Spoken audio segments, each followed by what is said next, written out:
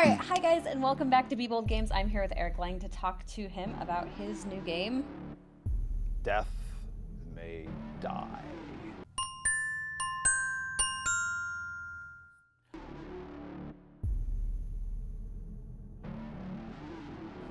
And I've heard that this game is hard. We figured, I think we figured players were sick of winning games, so let's make a game where you just die.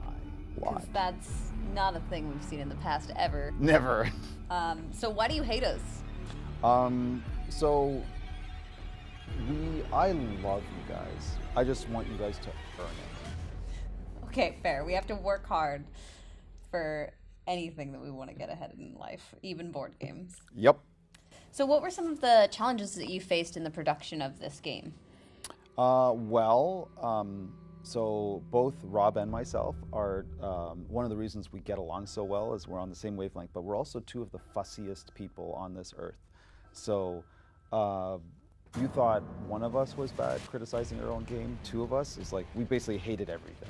So we just iterated and iterated and iterated. And even when we got the game playing, it was like, oh yeah, this is fun. Is it really fun? Nah, we threw it away. So I think we have thrown away 3 or 4 full versions of this game. Oh, wow. Until we finally got to something we're like, nope, this is good. The game is fully cooperative, and I was told that you can't ever trust yourself. Can you give me a couple of examples of ways in which you cannot trust yourself? Yeah, sure. So I got to do this visually because it's fun. So, I mean, you play investigators that are going to shoot Cthulhu in the face. That's an axe, not a gun. Yes, but well, this is Borden, who's a serial killer, who is but she's an investigator though. She investigates in her own way. So every investigator that you play, even though the game is about like attacking the mythos, it is technically at the end of any chapter of an H.P. Lovecraft story where you guys have gone through, read through all the dark magics, cast all your spells and stuff, and then you've gone insane. You start the game insane. So for example, if Lizzie starts off with like catatonia or with PTSD or OCD, that insanity is going to trigger at certain points during the game, depending on how you mitigate your dice rolls. When that triggers, your insanity is actually going to make you lose control of your character and do something terrible or advantageous, or most likely both. Okay. And so did you face any struggles when representing mental illness, and how much research was done into making sure that you represented mental illness in a way that felt like the actual illness? Well, so we wanted to be careful here. So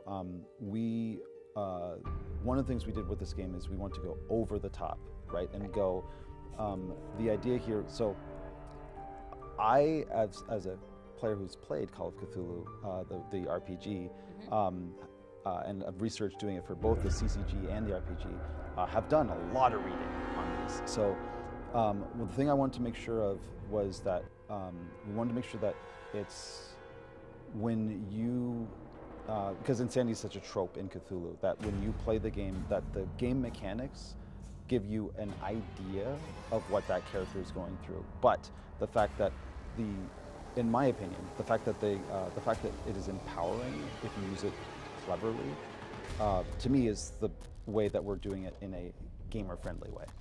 Cool. This show also, you said, or this game, it's based on, it's supposed to feel like a TV show. That's right. Did you have any specific shows that inspired the feel of this game?